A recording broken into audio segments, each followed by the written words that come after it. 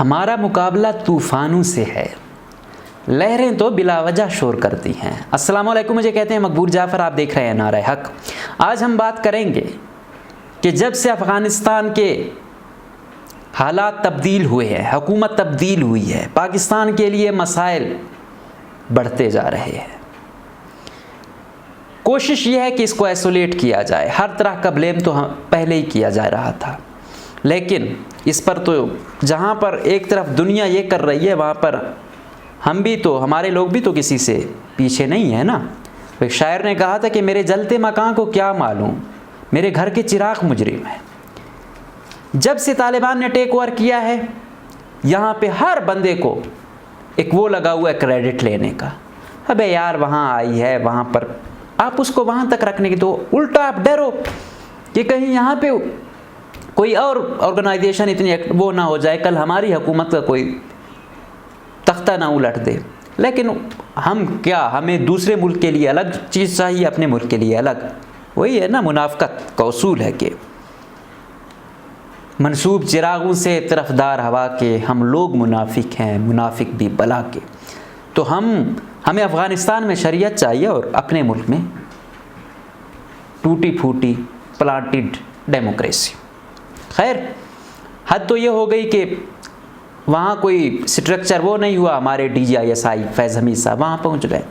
कुछ ज़राए तो ये कहते हैं कि आर्मी चीफ तक को ख़बर नहीं थी DG साहब वहाँ पहुँचे हुए थे।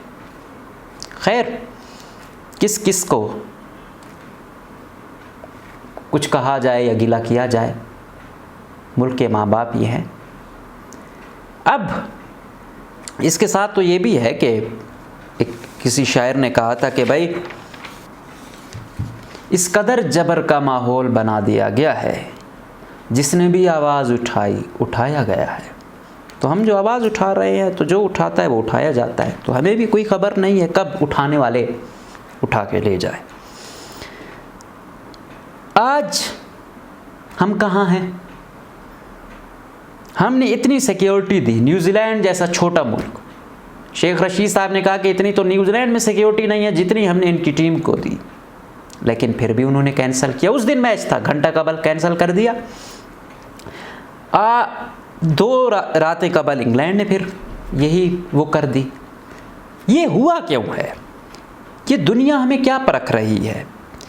वो ये है, इसकी इब्तिदा होती है 20 अगस्त को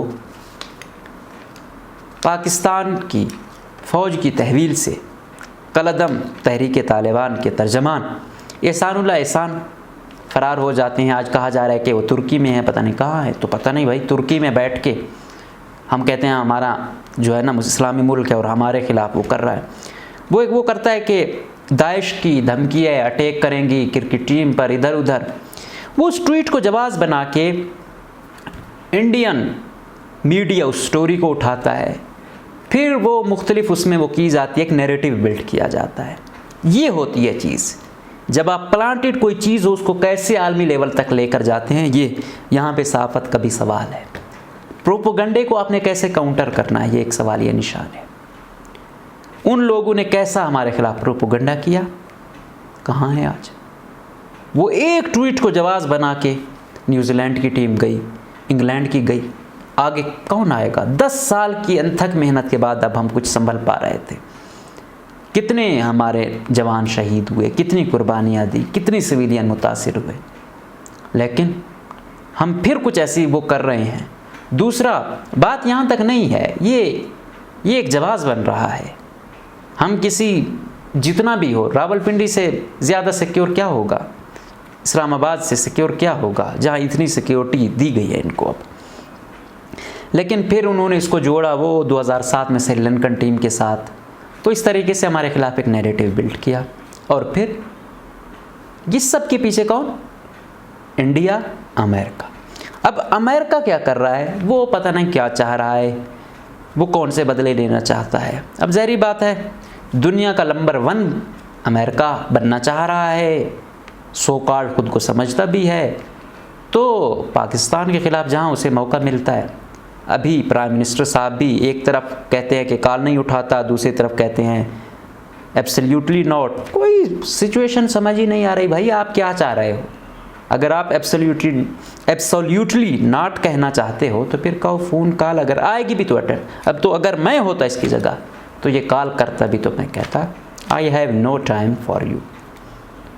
ये एक छेड़ बन चुकी है अब इस हुकूमत की, पाकिस्तानी क्रिकेट को तबाह करने की एक